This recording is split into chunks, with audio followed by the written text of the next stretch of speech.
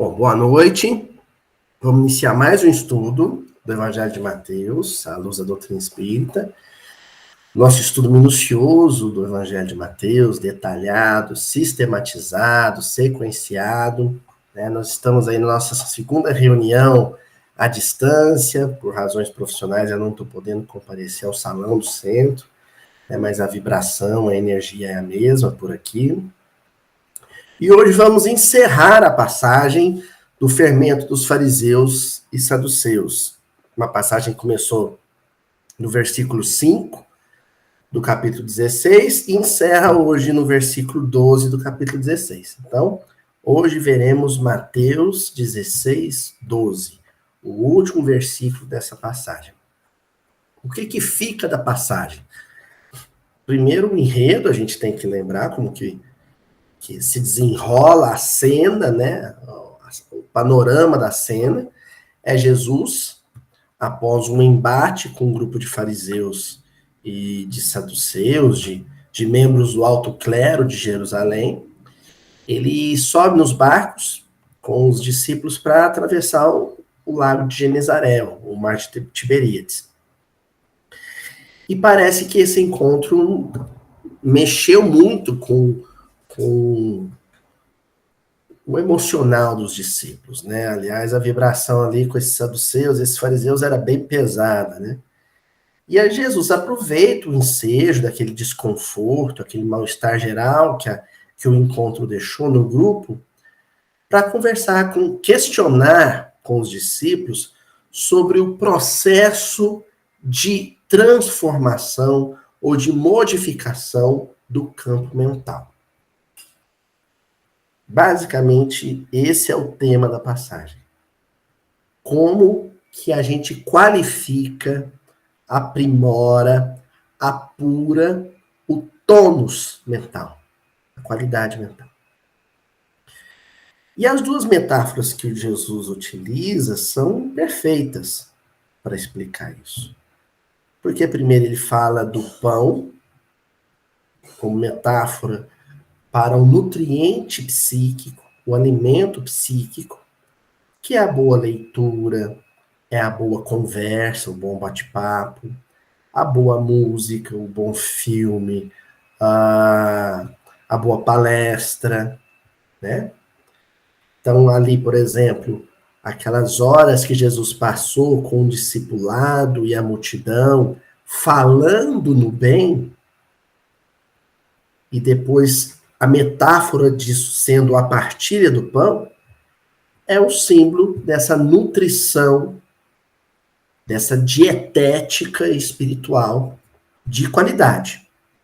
Então, o primeiro movimento da alma para qualificar o tônus mental é se nutrir de espiritualidade superior. Agora, o que Jesus deixa claro para os discípulos é que essa boa nutrição espiritual, ela não pode conviver com os elementos tóxicos, nocivos do psiquismo, por exemplo, de homens duros de coração, como eram esses fariseus e esses saduceus. É o que Jesus chamou de um fermento dos fariseus e saduceus. É a segunda metáfora. Não adianta eu assimilar elementos novos de espiritualidade, elementos saudáveis de espiritualidade, mas submetê-los ao convívio íntimo com coisas velhas, tóxicas, cáusticas, que ainda vigoram no meu psiquismo.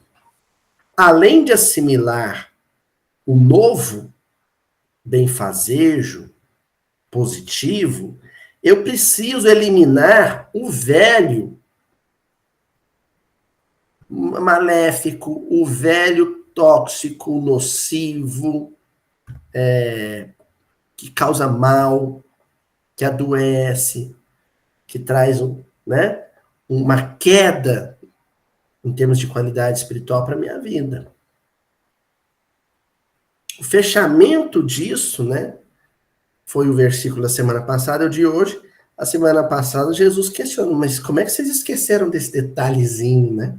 Como é que vocês puderam esquecer disso? que eu sempre disse, né, que não se pode servir a dois senhores, que a virtude, o vício, né, que a beleza dos ensinamentos de Cafarnaum, da Galileia, não pode conviver com os vícios, né, a arrogância, a vaidade do clero de Jerusalém. As duas coisas são incompatíveis. E aí Jesus fecha essa conversa com os discípulos no versículo 12, né, que nós vamos estudar hoje, dizendo assim, aliás, quem fecha é o próprio evangelista, né? Então entenderam que não disse para se acautelarem do fermento dos pães, mas do ensinamento dos fariseus e saduceus. Então os discípulos entenderam que Jesus nunca falou que era para se acautelar do fermento dos pães, mas do fermento dos fariseus. Que a nutrição de positividade, a nutrição espiritual de positividade, elementos nobres do ponto de vista espiritual, lá vão ter. Mas os tóxicos, esses a gente deve evitar. Mais ou menos, já que hoje a gente está nessa vibe de nutrição, né, de boa alimentação, é aquele sujeito que faz uma salada muito saudável, né, com folhas verdes, com legumes, e do lado toma um refrigerante de cola. Né, as duas coisas são meio incompatíveis. Uma faz mal para o organismo, as outras coisas são necessárias para a saúde do organismo. E a gente quer conciliar as duas coisas. É mais ou menos o que a gente faz, né? Não tem como. Jesus pede para esses alimentos tóxicos, né? Para esses elementos psicoemocionais tóxicos, ele pede cautela. Acautelarem. O que nós vamos fazer hoje é mergulhar nesse conceito de cautela, do verbo acautelar. O que é acautelar-se? Para isso, a gente vai ter que recorrer ao texto original, que a gente encontra no proto-evangelho de Mateus. Aliás, no proto-evangelho não, né? No evangelho já dos códex, né? Dos manuscritos posteriores, né? Mais tardios. Então, para a gente entender esse acautelarem, né? Que é o proseco, eu quero ir primeiro na raiz, tirando, excluindo o prefixo pros, né? Que é o diante de, né? Frente a gente fica só com a raiz eco, não confundir com o eco de ecologia. O eco de ecologia vem de oikos, que é casa, né? O estudo da casa, o estudo do meio ambiente. Aqui é o eco, é outra coisa. O que significa essa palavra eco, que compõe o proseco, né? Acautelarem.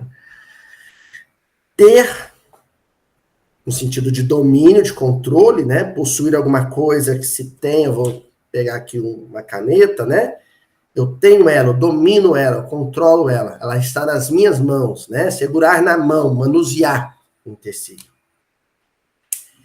Só que aí isso numa perspectiva emocional. Esse controle, esse domínio que eu tenho sobre um objeto, agarrando firmemente com as mãos, eu ter sobre as minhas emoções e o meu mundo mental. Entenderam? Então, é eu estar segurando as rédeas da minha vida psicoemocional. Ter o controle sobre a minha vida psicoemocional, né? Acautelar-se é isso. É mudar a mente, cuidar de si. Olha, as palavras que a gente encontra no dicionário Strong, né? O interlinear do Strong. Mudar a mente, cuidar de si, assistir a si mesmo, dar atenção a si mesmo, aplicar-se, a concentrar-se em, né? No caso, as emoções, ser dedicado a essa saúde psicoemocional, devotar-se ao pensamento, ao esforço do autocontrole. Então, isso tudo é acautelar-se. O acautelar-se não diz respeito àquilo que é fora, que é exterior. O acautelar-se diz respeito mais a um controle, um domínio, uma segurança sobre aquilo que é íntimo, que é interior, que é interno. Quando Jesus fala assim, vocês devem se acautelar em relação aos fermentos, ao fermento dos fariseus e saduceus, assumam o controle da mente, exerçam o domínio sobre a própria mente e não deixem a estrutura mental escorregar para esse outro campo. Gente, vou tirar esse agasalho que está muito quente aqui agora. Tá fazendo frio, mas agora esquentou. Tá entendendo o que é acautelar? Vamos voltar no versículo, então. Olha, então entenderam que não disse para se acautelar em relação ao fermento dos pães, mas do ensino dos fariseus. Porque o ensino dos fariseus, na verdade, ele se dá no campo da sedução. São homens dotados de uma eloquência verbal, de uma astúcia intelectual muito grande. Quem trabalha aí com reunião mediúnica, de vez em quando aparece um espírito assim, né? Os pseudo-sábios são extremamente inteligentes e portanto, extremamente sedutores. Se você não tiver uma mente fraca, se você não tiver senhor das suas emoções e dos seus pensamentos, você vai na dele, né? Você se deixa levar por esse fermento, né? Por esse elemento, vamos dizer assim, externo e prejudicial facilmente. Hoje nós vamos falar então disso. Desse convite que Jesus faz ao domínio, ao controle das forças do campo psíquico. Quem não os tem, se deixa afetar. Ah, Luiz, assim, ser convencido por um pseudo-sábio, um falso profeta, ser convencido para pensar igual a ele, não só. Às vezes, você vai estar vacinado contra as ideias, vamos dizer assim, vai se opor a essas ideias, mas de uma forma tão violenta quanto aquele que o tenta seduzir. Ou seja, você passa a vibrar no campo dele. Cognitivamente, você se opõe a ele, entra no bate-boca, aceita o convite ao duelo e passa vibratoriamente, está na mesma sintonia dele. Pronto, ele te arrastou. Porque você não teve cautela. Então, seja para concordar, seja para discordar, a palavra é uma só. Cautela, autocontrole, controle das emoções. Tem uma história clássica, né, do Chico, aí, né, o Emmanuel alertou, ele falou, ó, as trevas se reuniram, as potestades das trevas se reuniram para te derrubar. E estão mandando para cá um espírito muito inteligente, muito astucioso, um poder de convencimento muito grande. Ah, o Chico se assustou, né? Mas o que o senhor me recomenda que eu faça, mano? Não, quando ele chegar aí, concorde com tudo que ia falar. E aí o Chico passou um tempo, o Chico estava lá varrendo a sala da casa dele, materializou no canto da sala aquela entidade demoníaca, né? Que de cara já falou, você me chamou, Chico Xavier? E o Chico já seguiu a orientação da mãe. Chamei, sim, senhor. Isso já desconcertou a entidade. Chamou? Chamei, sim, senhor, chamei porque eu fiquei sabendo que o senhor é muito eminente, muito importante, né? E que o senhor rezasse por mim, né? As forças que o senhor acredita, rezasse por mim, que eu estou passando muita dificuldade e tal. E ali ele dobrou o espírito. Dobrou o espírito não porque tentou convencer o espírito do contrário, mas porque vibrou num patamar superior. Chico teve um controle das suas emoções que para aquele espírito que está habituado a manipular mentes frágeis e descontroladas, pegou ele de surpresa. Ele não sabia como lidar com isso. Tá bom? Vamos avançar? Ó, referências cruzadas que a gente encontrou, todas em Mateus, referente a essa passagem que a gente está estudando. Mateus 5:20. Porque vos digo que, se a vossa justiça não exceder a dos escribas e fariseus, de modo nenhum entrareis no reino dos céus. Então, olha, esse versículo está falando, aqui citando escribas e fariseus, mas saduceus e fariseus aqui seria 6 por meia dúzia, porque os escribas podiam ser fariseus ou podiam ser saduceus, né? Fariseus e saduceus diz respeito ao partido religioso, à facção do judaísmo. E escriba é a função dele no templo, né? O copista dos textos sagrados, que eram intelectuais, né, da religião. Então Jesus está dizendo, olha, se a vossa justiça, se o seu senso de ética e de moral não for superior ao desses intelectuais da religião em Jerusalém, então você não vai entrar no reino dos céus. E depois lá em Mateus, capítulo 23, versículo 13. Mas ai de vós, escribas e fariseus, de novo, ó, hipócritas, pois que fechais aos homens o reino dos céus, e nem vós entrais, nem deixais entrar aos que estão entrando. Então, aqui nesse versículo, Jesus menciona a capacidade que esses espíritos pseudo-sábios, né, têm de envolver, de aliciar, né, de imantar o outro que estava vibrando num patamar superior e puxá-lo para baixo. Seja para concordar ou discordar com ele. Paulo viveu muito isso, né? Quando ele trabalhava a serviço do Sinédrio, você poderia dizer que era uma inteligência que foi envolvida por aquela atmosfera, né? Aquela atmosfera poluente, psiquicamente poluente do Sinédrio. Depois, quando Paulo se torna cristão, ele quer voltar lá, mas para convencer os outros, para discutir com os outros. E o Ananias, em Damasco, alerta ele sobre isso. Falou assim, não faz um negócio desse não, que você vai cair nessa armadilha. Depois, em Jerusalém, Pedro dá o mesmo conselho para Paulo. Não vai lá, porque você vai vibrar no campo deles. Tá?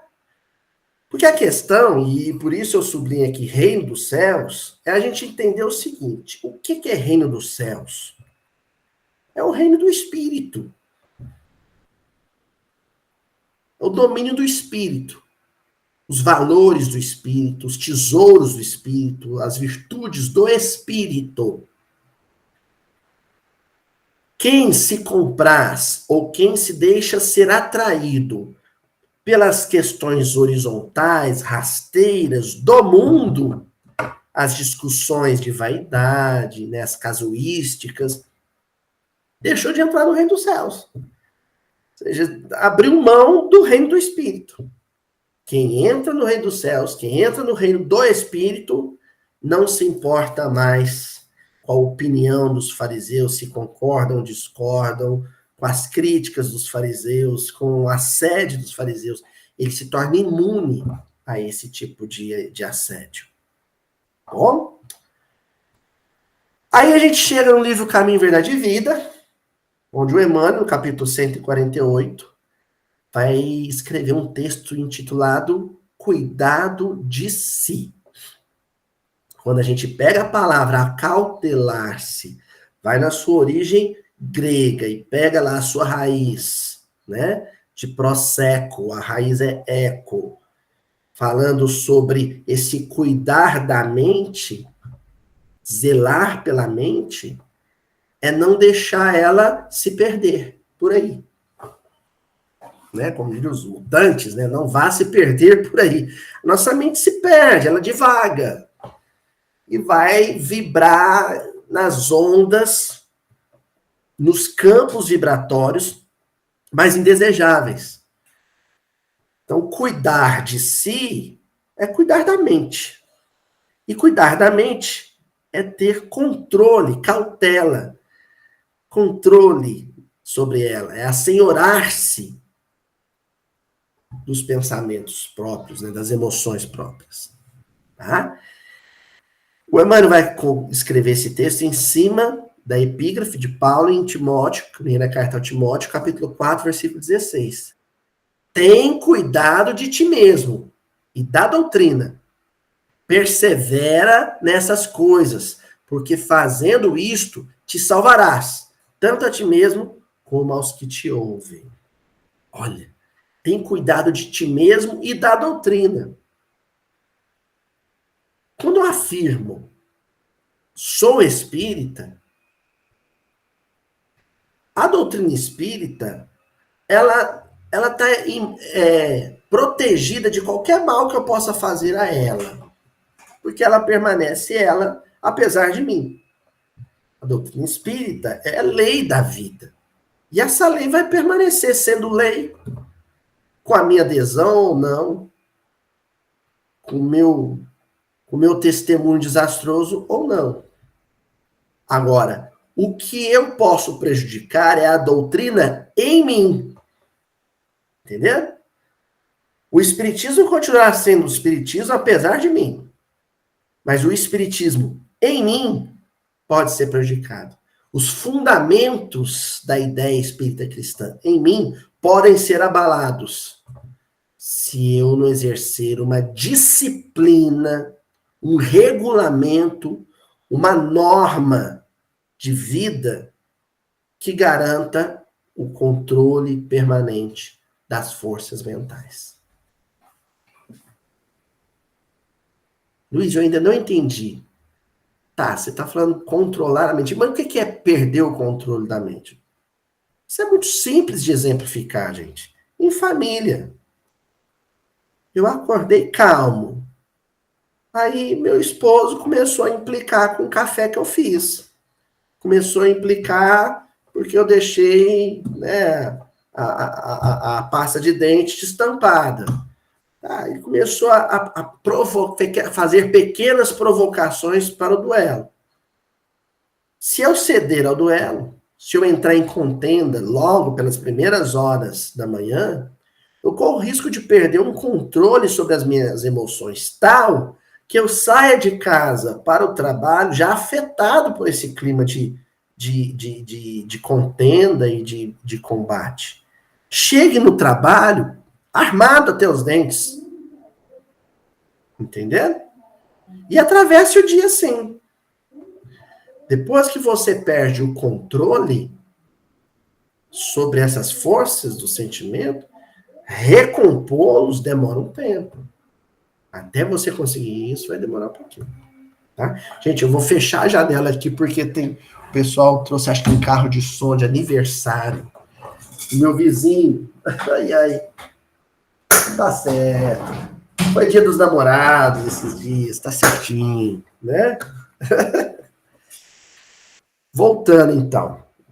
Aí o Emmanuel vai fazer uns comentários dizendo assim: as dificuldades terrestres efetivamente são enormes. E os seus obstáculos reclamam grande esforço das almas nobres em trânsito no planeta. Mas é imprescindível não perder cada discípulo o cuidado consigo próprio. Então, olha, primeiro, quem está em trânsito no planeta, quem está encarnado, porque o estar encarnado é um convite permanente ao autocontrole. O tempo inteiro o mundo está querendo te fazer perder o controle e você o tempo inteiro precisando manter o controle. Esse manter o controle é um grande esforço da alma. Por isso que é posto em conta como o trabalho essencial do espírito. Em essência, qual é o grande trabalho que qualquer um de nós possa realizar na Terra? Esse, o de ter controle sobre seus impulsos, sobre suas emoções. A gente não tem um outro compromisso senão de cuidar de si próprio nesse sentido. Ah, mas e o outro, Aloysio? É consequência. O cuidado o zelo que a gente vai ter com o outro é consequência desse cuidado psíquico que a gente teve consigo mesmo. Se eu consigo manter o meu padrão vibratório elevado, num patamar alto de excelência, naturalmente eu vou me compadecer do sofredor que mora na rua e vou levar um pão para ele. Naturalmente eu não vou ceder ao convite ao duelo de um adversário. Naturalmente eu vou estar sensível ao sofrimento de um familiar que precise de um ouvido amigo ou de uma palavra amiga. Tudo vai ser espontâneo. Cuidar do outro vai ser consequência desse cuidar de si. Agora, se eu não cuido do meu tônus mental, eu vou passar por um morador de rua e nem vou notar a presença dele. Perdi a oportunidade de ajudar. Eu vou encontrar com o adversário e vou aceitar o duelo. Discutir com ele. Perdi a oportunidade de perdoar. Vou me deparar com a necessidade de um familiar e não vou dar atenção, porque eu estou insensível àquilo. Entendeu? Então, tudo tem que estar centrado no cuidado de si. Completo, Emmanuel. É indispensável vigiar o campo interno, valorizar as disciplinas e aceitá-las, bem como examinar as necessidades do coração. Eu achei isso lindíssimo, né? Olha só como todo o percurso dessa passagem tratou disso. Lembra quando a gente falou sobre as perguntas? Né? As perguntas que a gente deve se fazer o tempo inteiro? É esse examinar as necessidades do coração. Lembra quando a gente falou sobre a questão 919 do Santo Agostinho, né? Todo dia, antes de dormir, passar em revista, é o vigiar o campo interno. Então, essa passagem inteira a gente trabalhou com isso. Como que eu assimilo elementos virtuosos? É simples. É só você entrar na frente de uma palestra do Divaldo Franco e escutar a palestra dele. É só parar e escutar um disco do Tim Vanessa. É só pegar o Paulo Estevam e ler o Paulo Estevam. Isso é assimilar elementos nobres. Agora, como que eu faço para não perdê-los? Ou, melhor, para não deixá-los soterrados sob uma avalanche de negatividade? Aí é o autoexame e a vigilância. Autoexame e vigilância. Bom? Avançando ainda com Emmanuel, capítulo 23 do livro Vinha de Luz. E olhai por vós. Estão vendo o paralelo? A brincadeira, o jogo que o Emmanuel faz com o olhai por nós, né? Os católicos não fazem oração assim, né? Nossa Mãe Santíssima, Nossa Senhora, olhai por nós. Aí o Emmanuel fala assim, e olhai por vós. Cuidar de si, a vigilância com os próprios impulsos do coração. E isso já estava lá em Lucas, capítulo 21, versículo 34, quando Jesus diz assim, e olhai por vós, não aconteça que os vossos corações se carreguem de glutonaria, de embriaguez e dos cuidados desta vida, e venha sobre vós de improviso aquele dia. Então, calma aí com esse versículo. Ó. Primeiro, corre o risco de, por pobreza de interpretação, você achar que Jesus está falando só de quem come muito e quem bebe muito. Não. Glutonaria e embriaguez aqui está como signo de alguma coisa maior e mais complexa, que são os excessos. Todo tipo de excesso. Todo tipo de excesso é tóxico na alma. O excesso de trabalho, de atenção concedida à carreira profissional é tóxico. O excesso de descanso, né, a vida sendo gozada plenamente, é tóxico também, porque é excesso. O excesso de vaidade, né, com o corpo, o excesso de vaidade intelectual, é excesso. Porque o lance é os excessos no cuidado com as coisas dessa vida, no cuidado com os assuntos horizontais, rasteiros, os assuntos ligados ao corpo, as sensações do corpo e as contingências do mundo. Quando você dá uma atenção excessiva a eles, pronto, você cai no campo vibratório de fariseus e saduceus, que essencialmente eram homens voltados, integralmente entregues às coisas do mundo, às vaidades do mundo, às conquistas do mundo. Enfim, Emmanuel vai comentar essa passagem dizendo assim: em geral, o homem se interessa por tudo quanto diga respeito ao bem-estar imediato da existência física, descuidando-se da vida espiritual. Olha, gente, a atenção que a gente volta para as transitoriedades da vida, o ganhar dinheiro e o gastar dinheiro, que se resume a isso, né? Metade do tempo você passa ganhando dinheiro, a outra metade você passa gastando dinheiro.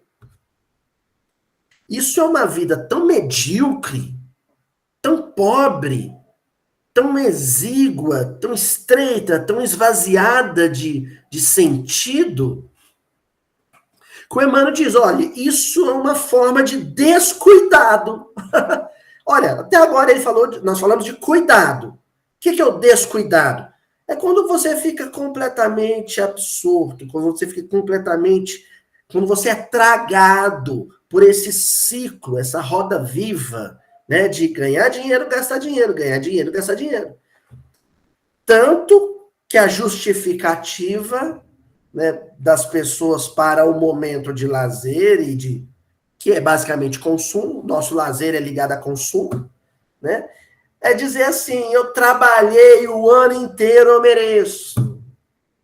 Olha, gente, vou falar uma coisa para vocês, esse negócio é tão tenso que eu me lembro do César Carneiro comentar que uma vez ele aproximou do Chico com o Ian e falou assim, César Carneiro, companheiro aqui de Uberaba, e falou assim, Chico, eu vou sair de férias uns dias para descansar, porque eu estou muito cansado, eu vou para a praia. E o Chico falou, vai mesmo, meu filho, vai lá revigorar as forças. O mar tem essa propriedade, né? De trazer energias boas, vai descansar com a sua família. Aí quando o César estava quase se afastando dele para dar lugar a outra pessoa, o Chico falou assim, mas filho, não se esqueça, hein? 3 dias é descanso. 1 semana é preguiça.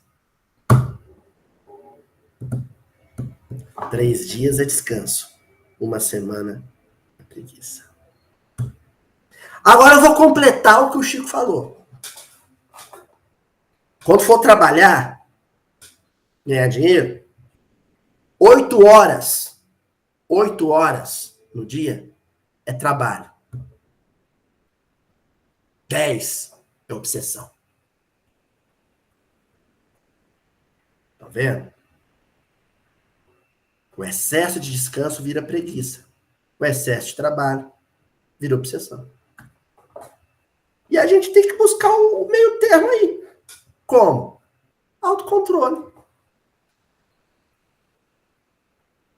Autocontrole.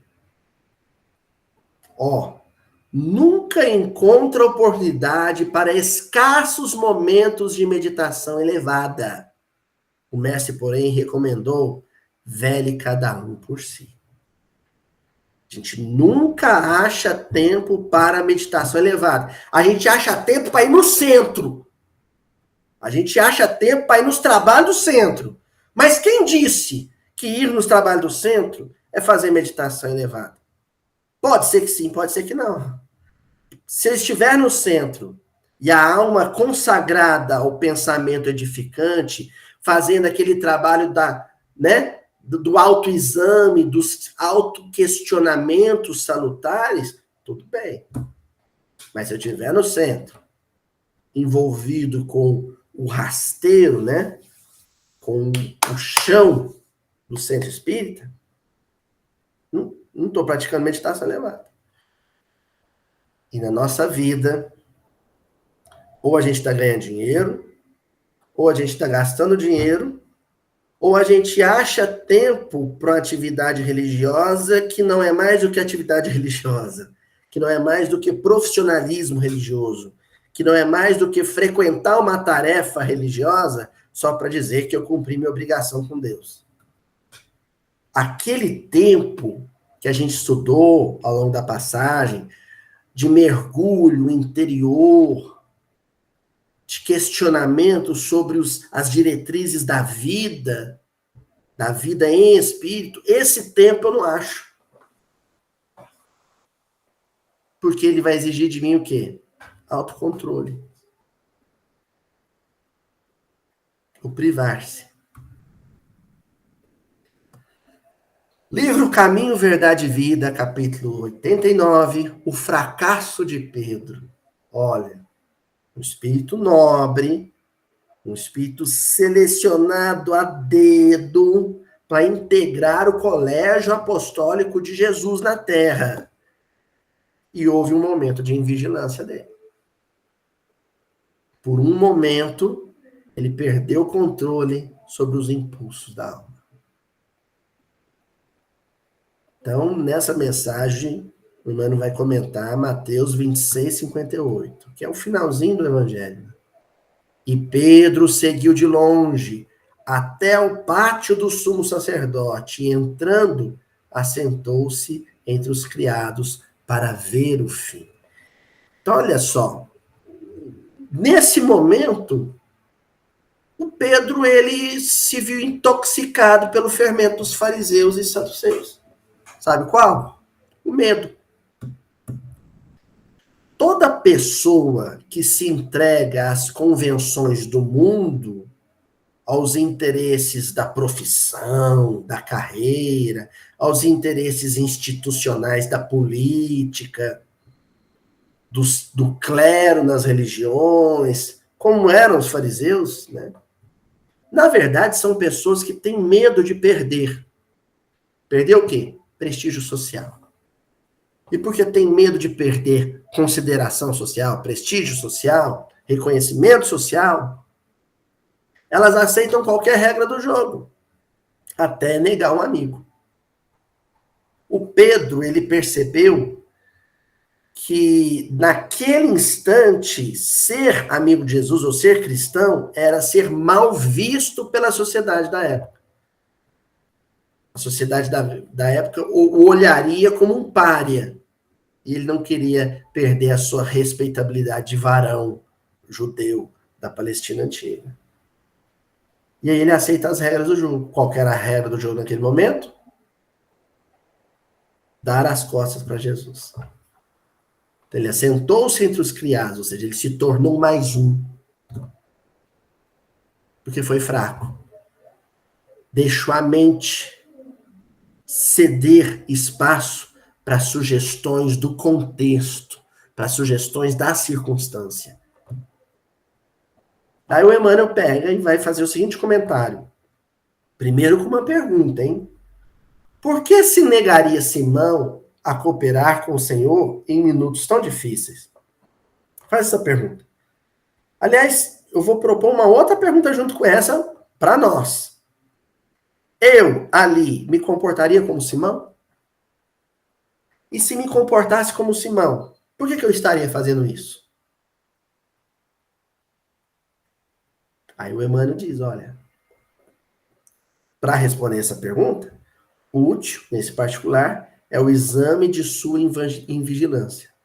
Então, vamos examinar a invigilância do Pedro, que poderia ser a minha, para entender qual era o ponto fraco, qual que era a fragilidade mental que ele revelou ali e que foi o seu calcanhar de Aquiles, foi o motivo de sua queda. Fracasso. E o Emmanuel faz esse exame dizendo assim, o fracasso do amoroso pescador reside aí dentro na desatenção para com as advertências recebidas. Olha o versículo da semana passada. Como pudestes esquecer? Como pudestes olvidar a lição? Como vocês foram desatentos, invigilantes.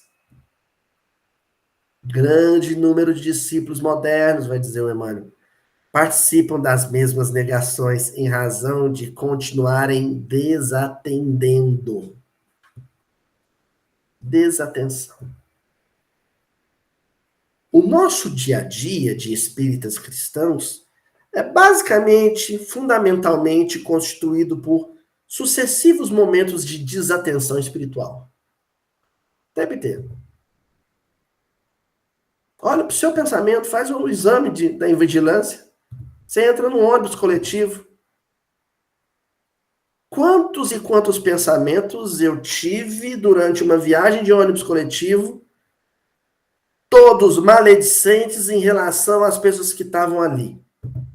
Um abriu o braço perto de mim, eu falei, ai meu Deus, que CC.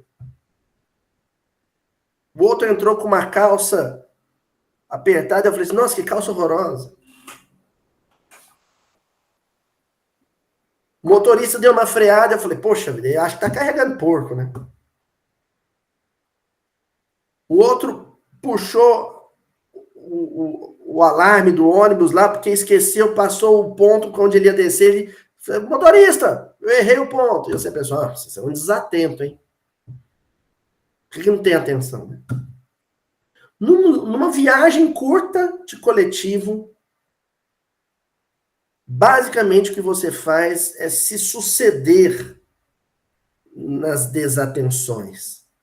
Momentos de distração, momentos em que você perde o vínculo, a conexão, o link. Sabe aquela internet que fica caindo toda hora? É o nosso mundo mental. Você não tem controle sobre ele. É as circunstâncias, são as cenas, né, os episódios externos que te controlam, que ditam o que você vai pensar. Semana eu estava, esses dias aí para trás, conversando com minha amiga da Cristina, que está aqui, e ela comentando sobre uns episódios anteriores, que a gente falou sobre a evolução, a gestação do anjo, né? Perdão, gente. E ela pediu para eu explicar de novo aquilo, eu falei, basicamente isso que eu estou dizendo. A gestação do anjo é isso. Uma gestante, né, vai no médico e o médico te passa uma série de regras, né? Beber bastante água, não fumar, não beber, né? Praticar atividade física, mas de forma cautelosa, para você não cair, tal. Durma bem, tantas horas por dia. Tal.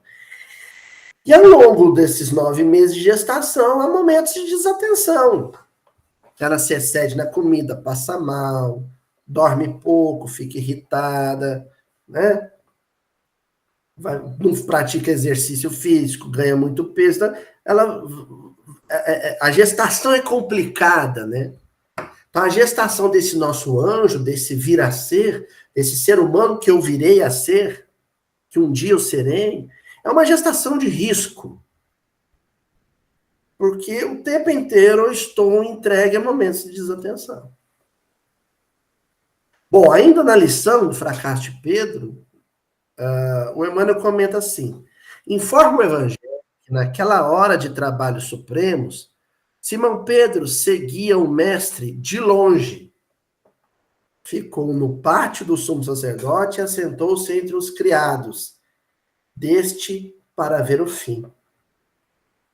Então, olha só, junto com essa invigilância, com essa desatenção, com essa perda de controle sobre as forças da mente, e a entrega dessa mente à força das circunstâncias, surge uma desconexão em relação a Jesus. Ele se afasta de Jesus, ele se distancia de Jesus. E de coadjuvante num filme onde Jesus era o protagonista, ele decai para espectador. Estão vendo? Nesse filme, Jesus é o protagonista, ele era um coadjuvante importante, mas de repente ele vira um espectador, ele vê a cena, mas não participa mais dela. Ele perdeu o vínculo. Perdeu a conexão. Então eu reencarno para ser um coadjuvante na história de como Jesus modificou a Terra. Não faço a minha parte, me entrego aos sucessivos momentos de desatenção psíquica, me entrego para onde eu vou viajar no final do ano, quando é que eu vou trocar o meu carro, em que concurso que eu vou passar, qual é o meu próximo título acadêmico, fico nessa e vejo Jesus trabalhar, vejo Chico trabalhar, Eurípides Barçanufo trabalhar, e eu só assistindo.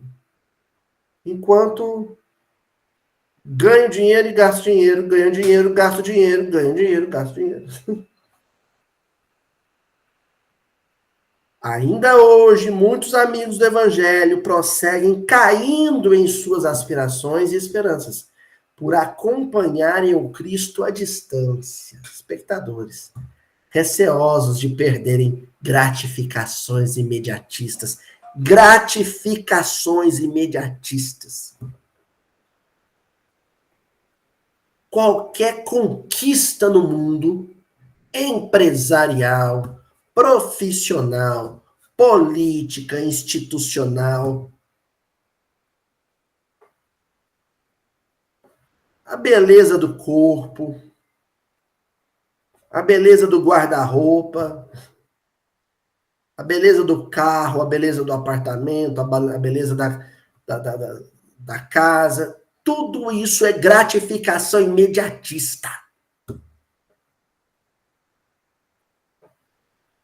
É uns trocos que a vida te dá. Uns troquinhos, uns trocados. E a gente fica feliz com aquilo, acha bom. É tudo trocado. Porque o tesouro real é o espírito. São as conquistas do espírito. Livro Palavras de Terra, capítulo 20. Vigiando. Se alguma virtude há, se algum louvor existe, seja isso o que ocupe o vosso pensamento. Olha aí o acautelar-se, olha, o controle, né, a rédea na mão. O que ocupe vosso pensamento. Só entra no meu pensamento, só assimilo como reflexo mental o que eu quiser, o que a minha vontade deixar. Eu sou senhor da minha atividade mental. Quem falou foi Paulo em Filipenses capítulo 4, versículo 8. Aí o Emmanuel pega e diz assim: retiremos dessa forma o coração de tudo que não seja material de edificação do reino divino em nós próprios. Tudo que não for relevante para o crescimento do espírito, para o aprimoramento do espírito, para o apuro da nossa inteligência psicoemocional, é secundário. Tem uma importância secundária. Vem depois. O essencial é o cuidar do espírito. À frente de todos os percalços, não te prendas às teias da perturbação e da sombra. Teias da perturbação e da sombra. Nesse quesito, a internet, as redes sociais, sabe, é uma cama de gatos. Você entra e você custa sair daquele processo. As sugestões mentais presentes ali são perigosíssimas. São um perigo. Se envolve com o chat GPT, começa a usar ele para perguntar coisa do seu trabalho de mestrado, e quando você vê, você está perguntando para o chat GPT o que você vai almoçar.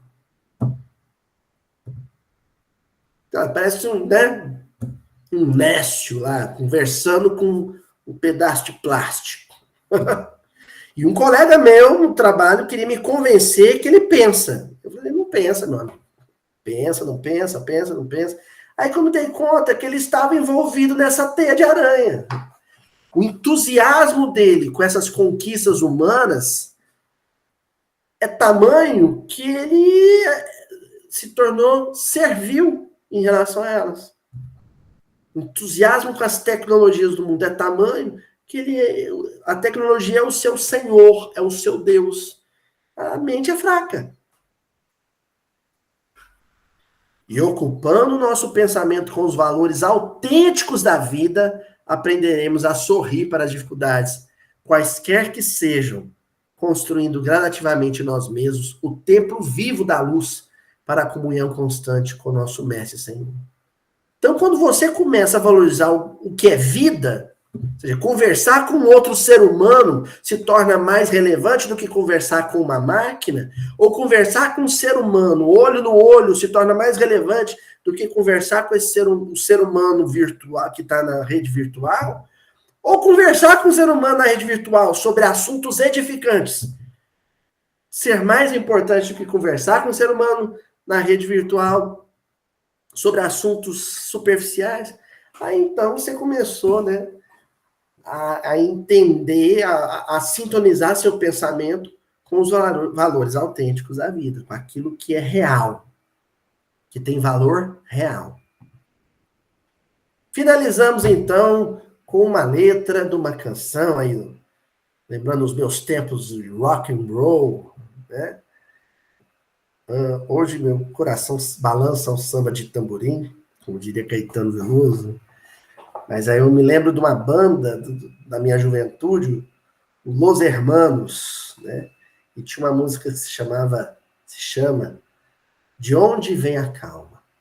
Eu já acho o título da música muito sugestivo, porque você se depara com uma pessoa extremamente calma, senhora de si, uma pessoa extremamente centrada, emocionalmente equilibrada, e você faz essa pergunta: de onde vem a calma, o equilíbrio, o centramento desta pessoa, né? E aí os versos do Marcelo Camelo, o letrista, é assim, ó: Deus vai dar aval, sim. O mal vai ter fim. E no final, assim, calado, eu sei que vou ser coroado, rei de mim. Quando Jesus diz para os discípulos: acautelem-se, tomem a rédea, o controle sobre a vida mental, expulsem o tóxico dos fariseus e saduceus e preservem os tesouros que ouviram da minha boca. Esse processo é a construção de um império íntimo, onde o Senhor, o Rei, o soberano, sou eu. É quando eu passo a ter controle pleno das forças do meu coração. Certo, gente? Então, encerramos hoje a passagem. Na semana que vem começaremos uma passagem nova. Abração para todo mundo. Beijão.